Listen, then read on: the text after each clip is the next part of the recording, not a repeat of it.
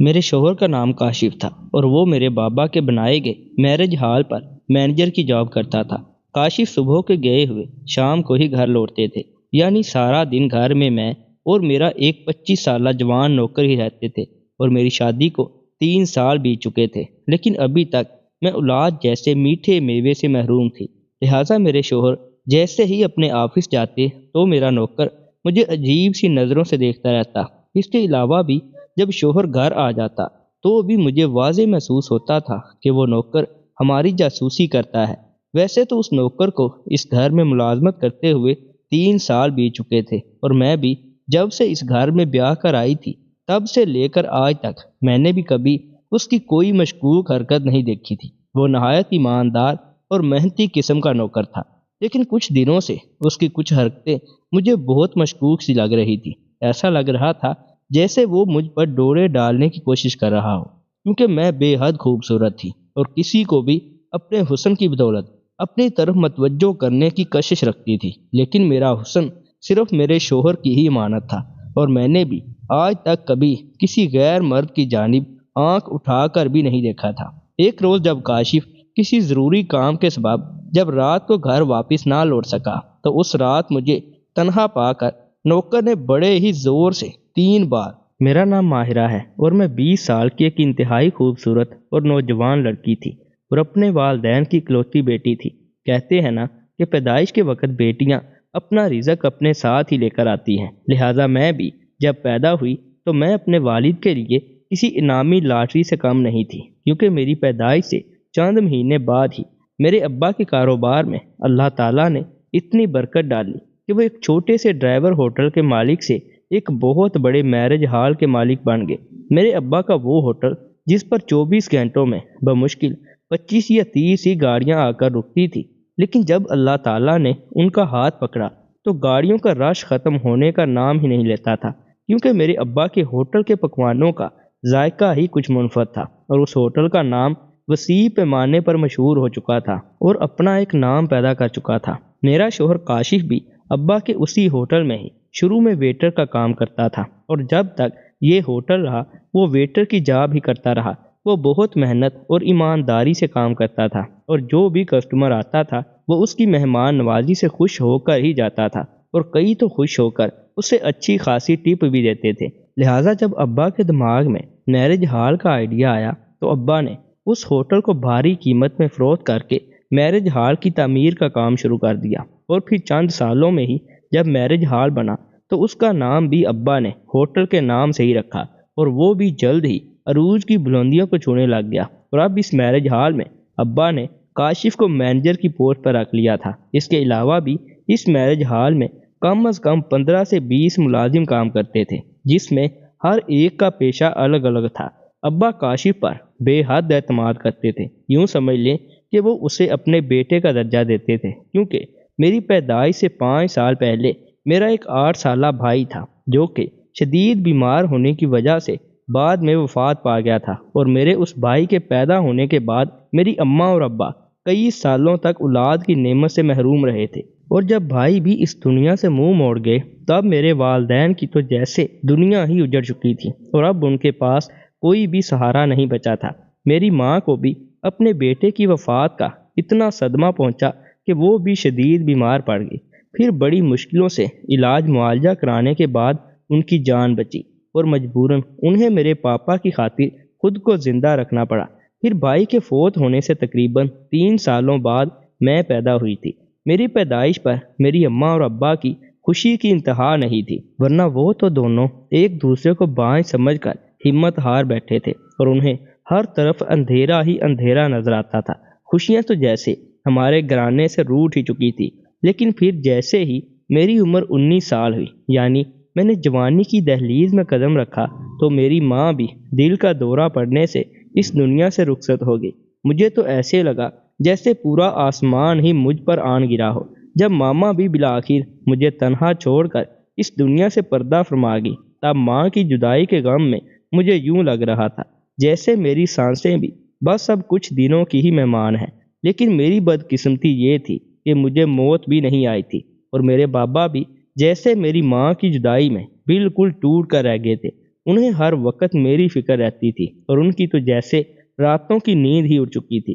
ظاہر سی بات ہے، جب گھر میں جوان بیٹی ہو اور اس کے سر پر ماں کا سایہ بھی نہ ہو تو کس والد کو نیند آتی ہے؟ لہٰذا پھر امی کی وفات کے 1 سال بعد ہی ابا نے میری شادی کاشف سے کر دی تھی، کیونکہ ابا کی زندگی میں بیٹے کی کمی تھی۔ شاید اس لیے وہ کاشف کو اپنے بیٹے کا درجہ دیتے تھے اور ان کا بالکل اپنے بیٹے کی طرح خیال رکھتے تھے، اور کاشف بھی میرے ابا کا بالکل اپنے باپ کی طرح ہی خیال رکھتا تھا، کیونکہ کاشف بھی کئی سالوں سے باپ کی نعمت سے محروم تھا، کیونکہ کاشف کا والد بھی کاشف کے ہوش سنبھالتے ہی اللہ کو پیارا ہو گیا تھا۔ اسی لیے کاشف کو مجبوراً اپنی ماں اور ایک بہن کا پیٹ پالنے کے لیے میرے ابا کے ہوٹل پر کام کرنا پڑا، اور میرے ابا کاشف کی کارکردگی سے خوش ہو کر اسے تنخواہ کے علاوہ بھی پیسے دے دیا کرتے تھے۔ اس طرح کاشف مزید محنت اور لگن سے کام کرتا تھا، اور اسی محنت اور لگن نے بالآخر اسے میرے والد کے میرج ہال میں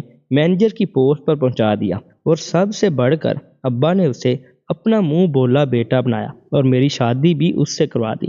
نہ صرف شادی کروائی بلکہ مجھے ڈھیر سارا جہیز بھی دیا اور زیور بھی ہماری سوچ سے بڑھ کر دیا، اور سب سے بڑھ کر ابا نے مجھے اور کاشف کو ایک عالی شان بنگلہ نما گھر بھی بنوا کر دیا، اور پھر ابا کے دیے گئے اسی گھر میں میں بیاہ کر آئی، اور اب گھر میں ہمارے ساتھ 25 سالہ نوکر جس کا نام عاظم تھا، وہ کاشف اور میں ہی رہتے تھے۔ چونکہ کاشف ملازمت کے لیے گھر سے شہر میں آیا تھا اور یہیں رہائش اختیار کر لی، لہٰذا تب سے گاؤں میں اس کی بیوہ والدہ اور اس کی بہن ہی رہتے تھے، اور اب 2 سال پہلے اس کی بہن کی بھی شادی ہو چکی تھی، لہٰذا کاشف کی والدہ کا بھی اب گھر میں اکیلا رہنا محال ہو گیا تھا، کیونکہ اب ان کی طبیعت بھی ناساز سی رہتی تھی، اور شادی کے بعد وہ مجھے صرف 1-2 بار ہی ملی تھی، اور وہ بھی ادھر شہر میں ہی، اور میں نے ابھی تک کاشف کا گاؤں والا گھر بھی نہیں دیکھا تھا۔ لہٰذا اب میں نے کاشف کے آگے ضد کرنا شروع کر دی تھی کہ میری ساس کو بھی ادھر ہمارے پاس ہی بلائے۔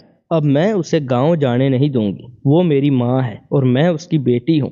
تم ایک ماں کو اس کی بیٹی سے دور نہیں رکھ سکتے۔ اور میرے اس رویے پر کاشف بھی حیران تھا کہ دنیا کی ہر بہو یہی چاہتی ہے کہ وہ اپنے سسرال یا ساس سے دور ہی رہے، لیکن یہ خود کہہ رہی ہے کہ میری ساس کو ہمیشہ کے لیے میرے پاس لاؤ، اور مزید اسے اپنی ماں جیسی سمجھ رہی ہے۔ چونکہ اب کاشف کے پاس ایک عالی شان گھر تھا، وہ بھی میری اس بات پر بہت خوش ہوئے اور مجھے پیار سے ماتھے پر بوسہ دیتے ہوئے کہنے لگے کہ ٹھیک ہے، میں صبح خود جا کر تیری ساس کو ادھر لے آتا ہوں، ویسے بھی میں سارا دن ڈیوٹی پر رہتا ہوں اور تم گھر میں اکیلی بور ہو جاتی ہو۔ لہٰذا پھر میری عین توقع کے مطابق کاشف نے اگلے ہی دن جا کر اپنی ماں کا سامان پیک کروایا اور اسے میرے پاس لے آیا۔ اپنی ساس کو پا کر میں بے حد خوشی محسوس کر رہی تھی، کیونکہ آج مجھے ساس کی شکل میں یوں لگ رہا تھا جیسے میری ماں مل گئی ہو، اور میری ساس بھی بار بار میرا ماتھا چوم کر مجھے ڈھیر ساری دعائیں دیتی تھی اور ہر وقت میری نظر ہی اتارتی رہتی تھی۔ اللہ تعالیٰ بری نظر سے بچائے۔ اتنا تو کوئی ماں اپنی سگی بیٹی کے ساتھ بھی پیار نہیں کرتی تھی جتنا میری ساس مجھ سے کر رہی تھی۔ بے شک دل کو دل سے ہی راہ ہوتی ہے۔ اب سارا دن کاشف آفس میں اپنا کام کرتا اور اب گھر میں مجھے اپنی ساس کے ساتھ باتیں کرتے کرتے کیسے دن گزر جاتا کچھ پتہ نہیں چلتا تھا۔ یعنی اب میری زندگی میں بوریت کا نام و نشان تک باقی نہیں رہا تھا۔ ساس کے علاوہ کاشف بھی میرا ہر وقت بہت خیال رکھتا تھا۔ یوں سمجھ لیں کہ ہر وقت وہ مجھے اپنی پلکوں پر بٹھا کر رکھتا تھا، اور میں بھی کاشف کو بہت پسند کرنے لگ گئی تھی۔ بے شک کاشف سانولی رنگت کا تھا، لیکن وہ سیرت کے لحاظ سے بہت اچھا اور نیک انسان تھا۔ جب کسی لڑکی کو بے حد پیار دینے والا اور اس کی کیئر کرنے والا شوہر ملے تو وہ ہر وقت اپنی قسمت پر ناز کرتی رہتی ہے اور اس کی زندگی تو جیسے مکمل ہی ہو جاتی ہے۔ میرے ساتھ بھی کچھ ایسا ہی ہوا تھا۔ اب زندگی کی ہر خوشی میرے پاس تھی، لیکن مجھے کیا معلوم تھا کہ یہ سب میرا وہم ثابت ہوگا، کیونکہ آج میری شادی کو 3 سال گزر چکے تھے، لیکن ابھی تک میں اولاد کی نعمت سے محروم تھی، اور اب تو مجھے بھی شک ہونے لگ گیا تھا کہ جیسے میں شاید بانجھ عورت ہوں۔ لیکن پھر بھی میں پر امید تھی کہ اللہ ایک دن میری گود کو ضرور ہری کرے گا۔ ویسے بھی شادی کے 1.5 سال تک میرا اور کاشف کا یہی پلان تھا کہ ہم شادی کے بعد 1.5 سال تک اولاد سے متعلق سوچیں گے بھی نہیں، کیونکہ ہم اپنی شادی کو بھرپور انجوائے کرنا چاہتے تھے، جو کہ اکثر امیر فیملیز میں ایسا ہی ہوتا ہے، لیکن جب ہم نے اپنی گود بھرنے کے لیے بسم اللہ کی تو تب ہمیں معلوم ہوا کہ جس نعمت کی ہم قدر نہیں کر رہے تھے وہ نعمت شاید ہم سے روٹ چکی ہے۔ ہم کیوں بھول گئے تھے کہ اولاد کا ہونا یا نہ ہونا اللہ تعالیٰ کے ہاتھ میں ہے، نہ کہ انسان کے ہاتھ میں۔ انسان چاہے لاکھ کوشش کر لے لیکن تب تک کچھ بھی ممکن نہیں ہوتا جب تک اس میں اللہ کی رضامندی شامل نہ ہو۔ اسی محرومی کی وجہ سے اب میری تو راتوں کی نیند اڑ چکی تھی، اور میرے ساتھ ساتھ کاشف بھی شاید اولاد کے لیے بہت ترس چکے تھے، اور وہ اکثر مجھے آئے ہفتے کوئی نہ کوئی دوا لا کر کھلاتے ہی رہتے تھے۔ جب میں اس دوا سے متعلق ان سے پوچھتی کہ یہ کس مرض کی دوا ہے تو وہ مجھے بتاتے کہ یہ جلدی پر امید ہونے کی دوا ہے، تم بے فکر ہو کر کھاؤ۔ جبکہ دکھنے میں وہ دوا بالکل عام سی لگتی تھی، لیکن جو بھی تھا، جب میرا شوہر مجھے خود کھلا رہا تھا تو مجھے کیا اعتراض ہو سکتا تھا۔ شوہر کے علاوہ میری ساس بھی ہر وقت میرے لیے بہت فکر مند رہتی تھی، اور ایک دو بار تو وہ مجھے پیروں فقیروں کے پاس بھی لے کر گئے، لیکن اس سب سے بھی کوئی فرق نہیں پڑا۔ ابھی میں اسی ٹینشن میں ہی تھی کہ میرے ابا بھی شدید بیمار پڑ گئے۔ ابا کا بہت ہی علاج کروایا، لیکن انہیں بھی ذرا برابر بھی فرق نہیں پڑا۔ مرض بڑھتا گیا، چوں جو دعا کی، یعنی دن بدن ان کی طبیعت مزید بگڑتی جا رہی تھی۔ لہٰذا ابا کی بیماری کے سبب کاشف نے بھی اب گھر آنا جانا چھوڑ دیا تھا۔ وہ خود ہی میرے ابا کا خیال رکھتے تھے اور انہیں وقت پر میڈیسن کھلاتے تھے۔ وہ ابا کو ڈاکٹر کے پاس نہیں بلکہ ڈاکٹر کو خود ہی گھر بلا کر لاتے تھے اور ان کا ٹریٹمنٹ کرواتے تھے۔ کاشف کے بقول وہ کوئی عام ڈاکٹر بھی نہیں ہوتا تھا بلکہ شہر بھر کا مشہور ڈاکٹر ہوتا تھا، یعنی وہ ایک سگے بیٹے سے بھی بڑھ کر میرے ابا کی خدمت کر رہے تھے۔ اور اس بات پر میں بھی اپنی قسمت پر رشک کر رہی تھی، جسے اتنا فرما بردار شوہر ملا اور میرے ابا کو ایک فرما بردار بیٹا مل گیا۔ لیکن قیامت تو تب مجھ پر ٹوٹی جب ایک دن مجھے یہ خبر ملی کہ میرے ابا بھی اس دنیا سے پردہ فرما گئے ہیں۔ ابھی میری ماں کی وفات کا غم میرے دل سے ہلکا نہیں ہوا تھا کہ اب مجھے یہ صدمہ بھی سہنا پڑا۔ میں ہر وقت ابا کی یاد میں پھوٹ پھوٹ کر روتی رہتی تھی، اور مجھے کہیں بھی قرار نہیں آتا تھا۔ قرار آتا بھی کیسے؟ ابھی محض 4 سال پہلے ہی میری ماں یعنی میری جنت مجھے اکیلا چھوڑ کر اس دنیا سے چلی گئی تھی، اور اب باپ جیسی نعمت سے بھی میں محروم ہوگی۔ میری حالت کو دیکھ کر کاشف بھی بہت اداس ہو جایا کرتا تھا اور مجھے ہر وقت دلاسا دیتا رہتا تھا، اور وہ نوکر کو بھی خاص تلقین کیا کرتا تھا کہ میری غیر موجودگی میں اپنی مالکن کا ہر طرح سے خیال رکھا کرو، اسے کسی چیز کی بھی کمی محسوس نہ ہونے دینا، اور اگر کوئی بھی اونچ نیچ ہو تو مجھے کال کر کے اطلاع کر دینا، میں فوراً گھر پہنچ جاؤں گا۔ اب میں ہر وقت اپنے ابا کی یاد میں گم سم سی رہتی تھی، اور میری ساس بھی میری وجہ سے بہت پریشان رہنے لگ گئی تھی۔ طبیعت تو ان کی بھی کچھ دنوں سے ٹھیک نہیں رہ رہی تھی، لیکن پھر بھی وہ میرا خیال رکھنے میں کوئی کسر نہیں چھوڑتی تھی۔ اب ابا کی وفات کے بعد ابا کا سارا کاروبار کاشف کے حوالے ہو چکا تھا، اور کام کا بوجھ بڑھ جانے کی وجہ سے اب وہ ہفتے میں صرف 1-2 بار ہی گھر آتا تھا۔ جب میں اس سے کبھی کبھار گھر آنے کی شکایت کرتی تو وہ مجھے یہ کہہ کر چپ کروا دیتا کہ اگر میں ہی کاروبار پر توجہ دینا چھوڑ دوں گا تو پھر کاروبار کیسے چلے گا؟ یہ چند دنوں میں ہی زمین بوس ہو جائے گا، پھر ہم کہاں جائیں گے؟ لہٰذا پھر میں بھی کاشف کے جذبات کو سمجھتے ہوئے خاموش ہو جایا کرتی تھی۔ لیکن اس دوران بھی میں نے نوٹ کیا تھا کہ جب کاشف کئی دنوں بعد گھر واپس آتا تھا اور جب ہم روم میں ایک ساتھ بیڈ پر موجود ہوتے تو ہمارا نوکر عازم بلا وجہ ہی بار بار دروازہ کھٹکھٹا کر ہمارے کمرے میں آتا اور بے تکے سوال کرتا تھا کہ میڈم پانی چاہیے یا کھانا وغیرہ چاہیے یا کسی چیز کی ضرورت تو نہیں؟ اور پھر جب میں تجسس بھری نظروں سے اسے کچھ نہیں چاہیے کا الفاظ کہتی تو وہ مجھے اور کاشف کو گھورتے ہوئے باہر چلا جاتا تھا۔ اس بات کو کاشف نے تو نوٹ نہیں کیا تھا، لیکن نوکر کی یہ حرکت مجھے بہت ناگوار گزر رہی تھی اور مسلسل شک میں ڈال رہی تھی۔ اب گھر میں سارا دن میری ساس، نوکر اور میں ہی رہ جاتے تھے۔ ابھی میں اپنے باپ کے غم سے باہر نہیں نکلی تھی کہ نوکر نے میرے لیے پریشانی کھڑی کرنا شروع کر دی۔ مجھے گھر میں تنہا پا کر ہر وقت وہ مجھے گھورتا رہتا تھا اور بڑی حسرت بھری نظروں سے مجھے دیکھتا تھا۔ وہ دیکھتا بھی کیوں نہ، اللہ تعالیٰ نے مجھے خوبصورت ہی اتنی بنایا تھا کہ مجھے دیکھتے ہی بڑے بڑے امیر زادے نظریں جھپکنا ہی بھول جاتے تھے۔ یہ تو پھر بھی ایک عام سا نوکر تھا۔ خیر اب ساس بھی بیمار ہونے کی وجہ سے ہر وقت اپنے کمرے میں رہتی تھی۔ اسی سبب ہر وقت مجھے یہی پریشانی لاحق رہتی تھی کہ مجھے گھر میں تنہا پا کر کہیں نوکر کوئی چوری وغیرہ نہ کروا دے، یا پھر وہ میری عزت پر ہی گھات لگائے نہ بیٹھا ہو۔ بس نوکر کی یہی حرکتیں دیکھ کر ہر وقت مجھے یہی محسوس ہوتا تھا کہ پتہ نہیں کب وہ موقع دیکھ کر مجھ پر حملہ کر دے، اور میں لاچار تو اس کے آگے کچھ کر بھی نہیں سکتی۔ ڈکیتی ہو جائے یا مال چلا جائے، وہ دوبارہ واپس آ جاتا ہے، لیکن ایک بار کھوئی ہوئی عزت واپس نہیں آتی۔ لہٰذا ہر چیز سے بڑھ کر مجھے اپنی عزت عزیز تھی۔ لہٰذا پھر ایک دن میرا یہ شک بالکل درست نکلا۔ لہٰذا ایک دن جب میں رات تقریباً 1 بجے کے قریب کمرے میں سو رہی تھی تو نوکر نے آ کر میرے کمرے کا دروازہ کھٹکھٹایا۔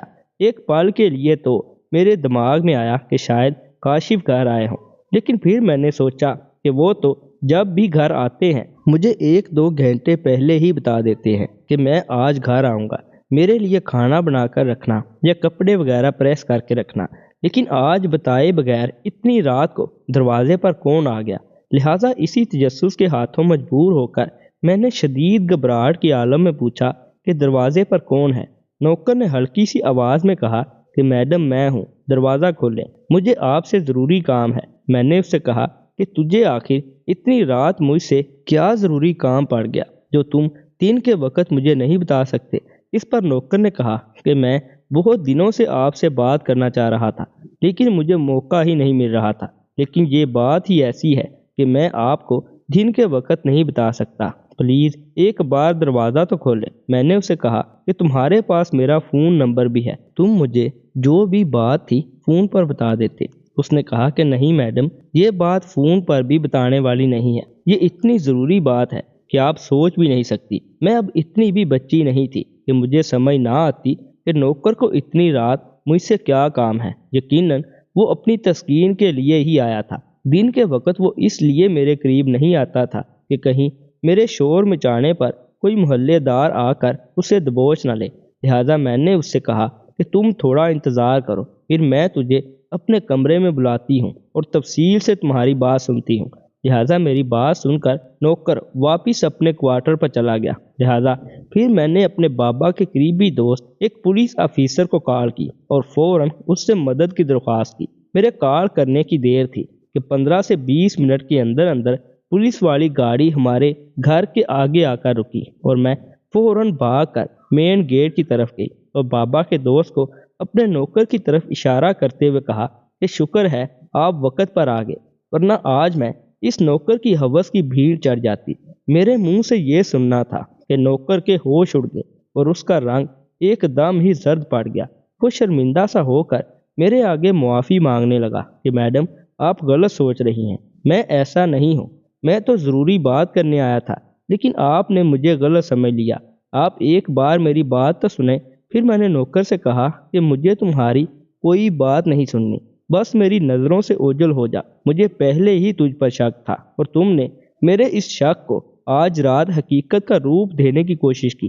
میرے منہ سے یہ سننا تھا کہ میرے نوکر اعظم کی آنکھوں میں آنسو تیرنے لگے۔ اس کے بعد میں نے اپنے بابا کے دوست کا شکریہ ادا کیا اور پھر وہ مجھے احترام کے ساتھ سلام کرتے ہوئے اعظم کو لے کر تھانے چلے گئے۔ تب جا کر مجھے کہیں سکون ملا تھا، لیکن اس مصیبت سے چھٹکارا پانے کے بعد ایک اور نئی مصیبت میرا انتظار کر رہی تھی۔ پھر جیسے ہی اگلے دن کا سورج طلوع ہوا تو میری ساس کی بیٹی یعنی میری شادی شدہ نند اپنے کپڑے اور کچھ ضروری سامان لے کر ہمارے گھر آ گئی، اور آتے ہی اس نے پیٹ پیٹ کر رونا دھونا شروع کر دیا۔ میری ساس سے ٹھیک سے چلا بھی نہیں جاتا تھا، اس کے باوجود وہ بیچاری دیواروں کا سہارا لے کر اپنی بیٹی تک پہنچی، اور جب انہیں بیٹی نے بتایا کہ ماں مجھے میرے شوہر فریاد نے طلاق دے دی ہے، اس نے میرا 6 ماہ کا بیٹا بھی مجھ سے چھین لیا ہے، اس دھوکے باز نے صرف بچہ پیدا کرنے کے لیے ہی مجھ سے شادی رچائی تھی، ماں اب میں کہاں جاؤں گی؟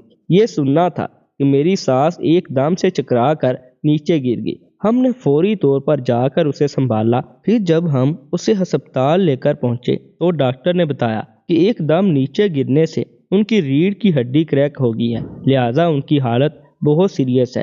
یہ سننا تھا کہ ہم بہو اور بیٹی دونوں پر جیسے سختہ طاری ہو گیا تھا، اور ہم ایک دوسرے کے گلے لگ کر خوب پھوٹ پھوٹ کر روئی تھی، اور اپنی ماں کے لیے قرآن مجید کی تلاوت کر کے خوب ساری دعائیں بھی مانگی تھی۔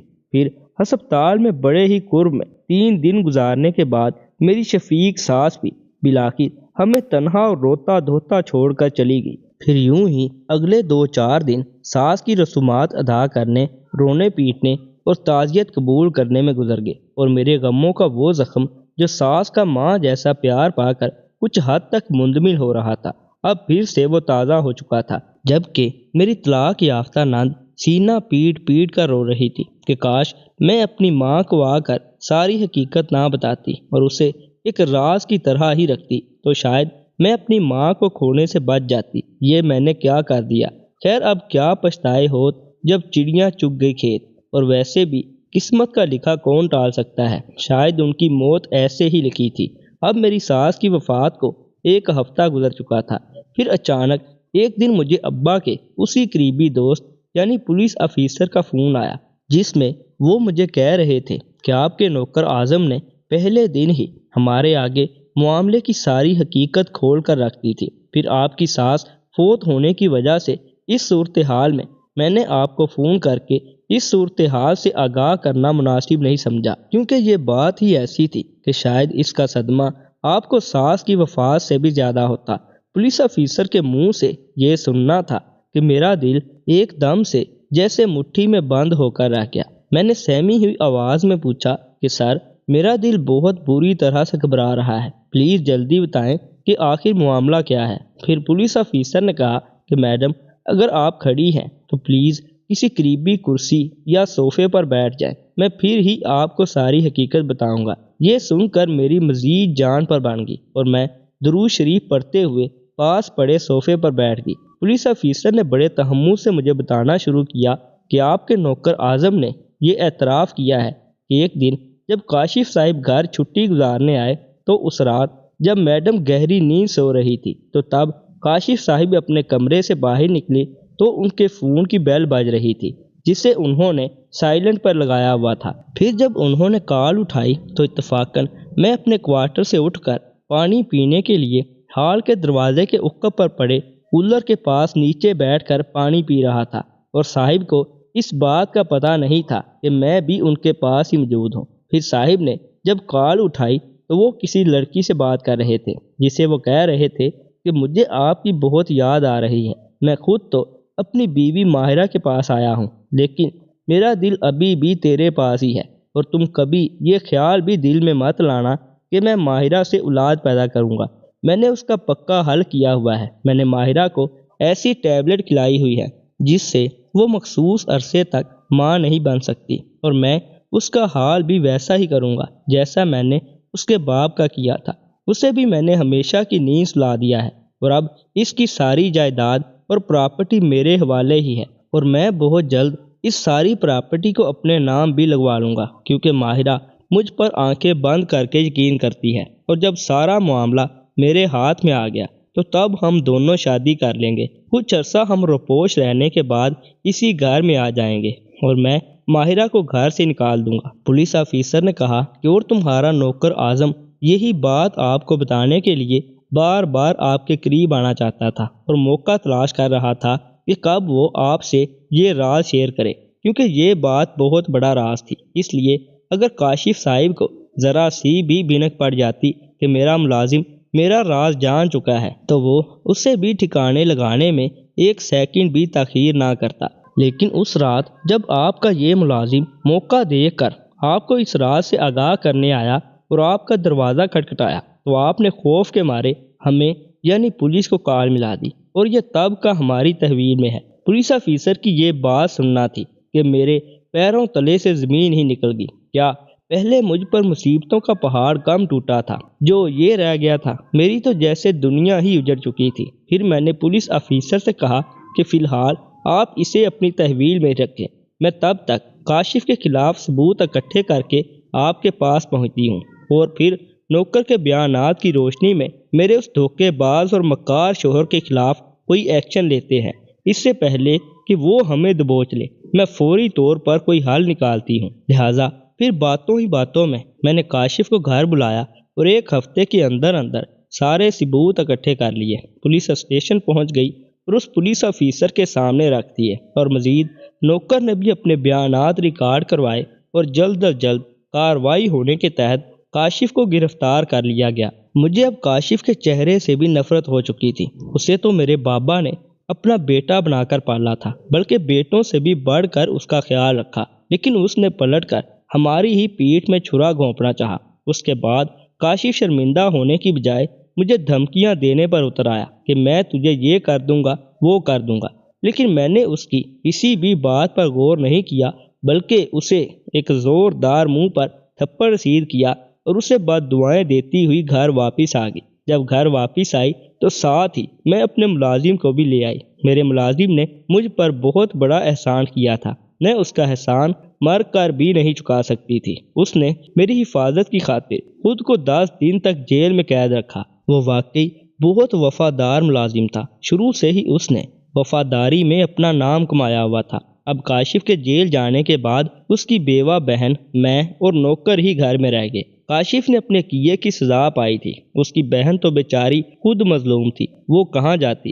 لہذا میں نے اسے اپنے ساتھ ہی رکھ لیا۔ پھر مزید میں نے اس کی رضامندی سے اپنے نوکر کے ساتھ اس کی شادی بھی کروا دی، اور نوکر کو بھی میں نے اچھا سا کاروبار سیٹ کر کے دے دیا، اور دونوں ہنسی خوشی زندگی گزارنے لگ گئے۔ ان دونوں کی شادی کے ٹھیک 15 دن بعد ہی اسی پولیس آفیسر نے مجھے کال کی اور شادی کے لیے پرپوز کر دیا، کیونکہ اس کی بیوی بھی پہلی ہی ڈلیوری میں فوت ہو گئی تھی، اور اس کا 1.5 سالہ بیٹا اس کے پاس تھا، جسے اس کی ماں یعنی میری ہونے والی ساس پال رہی تھی۔ لہٰذا مجھے بھی ایک ایماندار اور بہادر شوہر کی ضرورت تھی، اور اسے بھی اپنے بیٹے کے لیے ایک خاندانی ماں کی ضرورت تھی۔ پھر ہم دونوں نے بھی ایک دوسرے سے شادی کی، اور بہت جلد میں بھی اپنی اصل زندگی کی طرف لوٹ آئی، اور جو ماضی میں نے بے شمار محرومیاں دیکھی تھی، دکھ دیکھے تھے، ان کے نشانات بھی آہستہ آہستہ میرے دل سے مٹتے چلے گئے، اور کاشف کو میرے باپ کا قتل کرنے کے جرم میں عمر قید کی سزا اور بھاری جرمانہ عائد کیا گیا۔ یقیناً برے کا انجام برا ہی ہوتا ہے۔ دوستو، آج کی ہماری یہ ویڈیو کیسی لگی؟ کمنٹ سیکشن میں ہمیں اپنی قیمتی رائے سے ضرور آگاہ کیجیے گا، اور اگر ویڈیو اچھی لگے تو ویڈیو کو لائک کرنے کے ساتھ ساتھ مزید ایسی نئی ویڈیوز دیکھنے کے لیے اس چینل کو بھی ضرور سبسکرائب کر لیجیے گا، تاکہ مزید ایسی نئی اور سبق آموز ویڈیوز آپ تک بروقت پہنچتی رہیں۔ شکریہ۔